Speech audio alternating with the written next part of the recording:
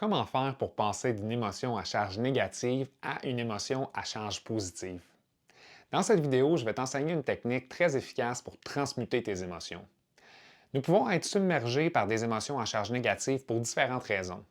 Une étude démontre que nous ressentons entre 100 à 150 épisodes de stress par jour. Ces épisodes peuvent être des micro-moments comme une mauvaise nouvelle que tu as reçue, une personne qui te coupe dans le trafic, une insatisfaction que tu as face à toi-même ou une chicane avec ton ou ta partenaire de vie. Pas étonnant que d'autres études sur les émotions révèlent qu'une grande majorité des émotions que les gens ressentent sont des émotions à charge négative la majorité du temps au courant de leur journée. Vivre ce type d'émotion de façon chronique nous garde dans le mode de survie qui nous empêche d'avoir accès à notre cortex préfrontal qui nous permet d'être créatifs, de trouver des solutions, d'être empathiques et de voir multiples perspectives. Donc, qui nous permet d'être la meilleure version de nous-mêmes et d'incarner l'adulte sage en nous. Pour savoir comment gérer habilement une situation où tu es déclenché dans un conflit relationnel, visionne ma vidéo sur comment prendre un temps d'arrêt en cliquant sur le lien qui va apparaître à l'écran. Si la situation qui a fait émerger tes émotions à charge négative est un conflit avec une autre personne, demande un temps d'arrêt pour pouvoir transmuter tes émotions. Après avoir demandé le temps d'arrêt, retire-toi dans un endroit où tu pourras être seul pour t'autoréguler et transmuter ces émotions. Si tes émotions sont très intenses, je te recommande de bouger ton corps avant de faire la technique de transmutation. Ça va t'aider à faire redescendre le stress physiologique avant de t'attarder au stress mental et émotionnel. Par exemple, tu peux aller prendre une marche de 5 minutes, faire des squats sur place, des jumping jacks, des push-ups ou n'importe quel autre mouvement qui va permettre à ton corps d'évacuer cette énergie. Si tu ne prends pas le temps de bouger, il se peut que tu aies beaucoup plus de difficultés à transmuter et à revenir au calme. Ensuite, quand tu as pris le temps de bouger, fais cette technique de transmutation. Cette technique peut être faite les yeux ouverts ou les yeux fermés. Amène ton énergie à la région du cœur. Imagine que l'air entre et sort par la région du cœur ou le milieu de la poitrine quand tu respires. Prends conscience de ta respiration et stabilise-la sous un même rythme en inspirant en 4 à 5 secondes et en expirant en 4 à 5 secondes. Idéalement, inspire et expire par le nez puisque ça active les mécanismes de relaxation dans ton corps. Après avoir fait quelques respirations, imagine-toi à l'inspiration que tu inspires les qualités de calme, d'ouverture et de bienveillance envers toi-même et à l'expiration que tu expires les émotions présentes à charge négative, les tensions, le stress présent dans ton corps en ce moment.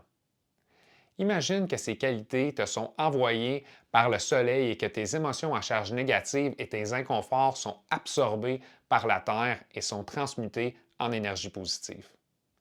Tu peux aussi t'imaginer à l'inspiration que tu inspires en même temps que les émotions à charge positive la couleur blanche qui vient nettoyer toutes les zones d'ombre à l'intérieur de toi et que tu expires une brume grise ou noire à l'extérieur. Cette technique d'imagerie avec les couleurs est extrêmement puissante à inclure dans ce processus de transmutation, mais n'est pas absolument nécessaire. Pratique cette technique pendant aussi longtemps que tu as besoin jusqu'à ce que tu sentes que tu es revenu au calme.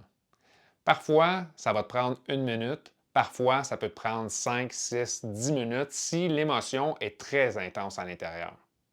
Plus tu vas te permettre de t'arrêter en situation de conflit, tu vas entraîner ton système nerveux à revenir au neutre rapidement pour regagner accès à ton cortex préfrontal et ta capacité de réfléchir pour comprendre qu'est-ce qui s'est passé en toi et identifier les raisons pour lesquelles tu as été déclenché. Parfois, nous pouvons aussi être déclenchés par des événements qui proviennent de l'intérieur de nous, comme se critiquer, se blâmer ou être dur envers soi-même parce que nous n'avons pas été à la hauteur de nos propres attentes, par exemple. Ces événements vont aussi produire des émotions telles que la frustration, la colère, l'irritabilité et doivent aussi être transmutés pour revenir à la version de nous qui est compatissante et remplie de ressources internes pour répondre différemment au lieu de retomber dans nos anciennes programmations négatives et limitantes. Devenir compétent à transmuter nos émotions est la clé pour vivre plus en alignement avec notre essence et se réaliser pleinement dans tous les aspects de notre vie. Ensuite, nous pouvons prendre le temps d'identifier les croyances qui nous font vivre à répétition ces émotions à charge négative. Elles sont rattachées à nos blessures du passé et aux conditionnements sociétaux. Dans une prochaine vidéo, je traiterai de différentes blessures que l'on porte qui font en sorte que nous sommes déclenchés en relation. Je t'invite à cliquer sur j'aime, t'abonner à notre chaîne YouTube et cliquer sur la cloche pour être averti de nos nouveaux contenus. Aussi, prends le temps de partager cette vidéo à quelqu'un que tu crois que ça pourrait aider et laisse-moi un commentaire pour me partager tes astuces ou tes expériences avec cette technique de transmutation.